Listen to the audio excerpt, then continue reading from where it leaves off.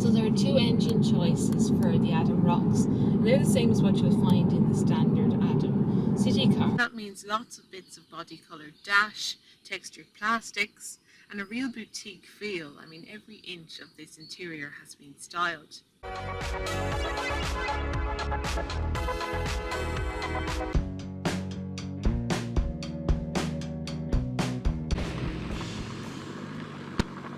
The great thing about going for an estate car over, say, an MPV or an SUV, if you're looking for more versatility, is that it's so car-like on the road.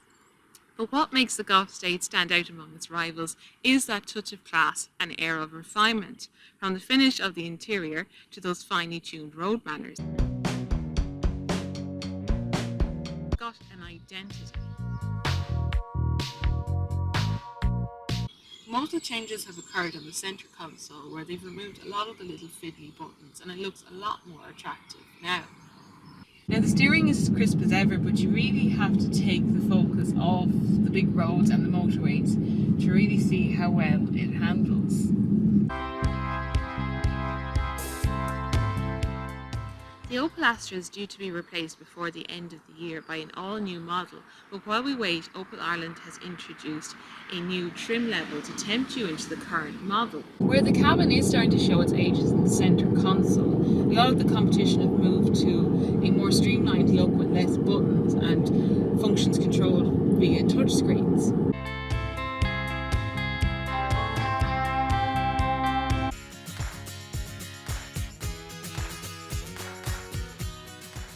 Naturally, the Up is very good at town and city driving because of its small size and also that square shape, which means it's very easy to judge the position of the four corners of the car. The steering is light, but it's crisp and it's responsive, and there's something very pure about the feedback between the contact with the road and what you're feeling on the steering wheel. So the Up feels very playful and very agile. It's definitely up for a giggle.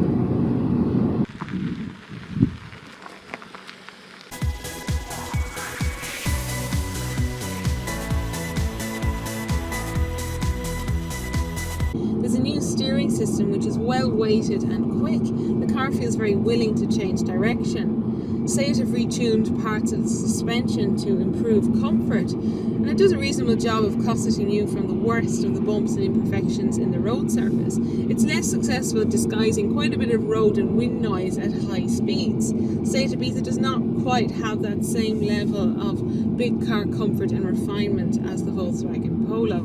The Volkswagen Polo is one of the perennials of the Super Mini class. It's been around for years, and typically it's been a reliable, if somewhat conservative choice of small hatchback. Polo has a very well-sussed suspension, so the ride is very comfortable and very compliant.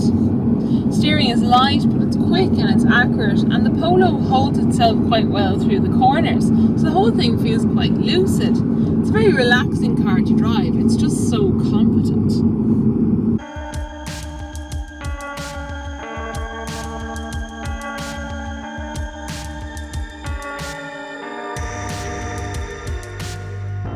There's a bit more road noise than what I would expect from a large car like this, but the Superb is very comfortable and assured for long trips on the motorway. The handling and steering response are not particularly sporty, but the Superb feels very predictable and very safe in the corners. But the big selling point for the Superb is that it is such good value. For an entry price of less than €30,000, you just get so much car.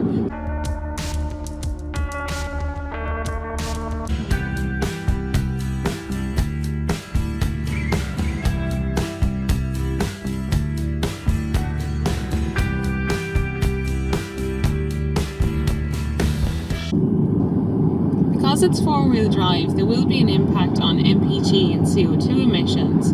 So for this one with the automatic transmission, Volkswagen say that it will return up to 54 MPG and motor tax will cost €280 per year. The new Astra is up to 200 kilograms lighter than the car it replaces, and that's not just some abstract number that doesn't mean anything, because right away on the road the new Astra feels lighter and more agile.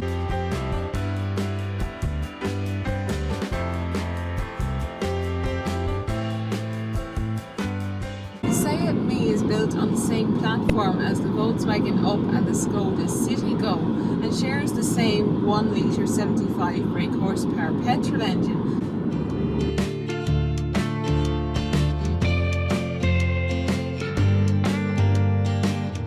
It's a list price of $13,595, which won't break the bank, but really the Me by Mango is the small car you buy because you love the way it looks.